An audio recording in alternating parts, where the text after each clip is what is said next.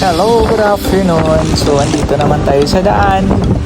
Recording tayo ngayon sa pauwi dahil yung hangin kasi malakas ito. Gusto ko siyang makita ang feel ko sa harap ko talaga yung hangin na malakas. So, yun. Dito nga pala, malapit na ako sa bahay, and then before ako umuwi sa bahay, before ako umakit sa bahay, doon dumaan ako sa may wet market, and then bumili ako ng isda at doon ko na pina-clean para pagkadating ko sa bahay, lulutuin na lang or hugasan na lang siya. Then after a few minutes, dyan na doon ako sa market. And yun, nakita ko pa sila ni Manong and naglilinis.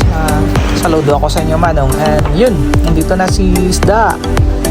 Nihiwa na, slice na, and yun, pwede na yung prito, paksiw. What? Sarap. Thank you for watching, guys. We'll see you in the next video. Bye!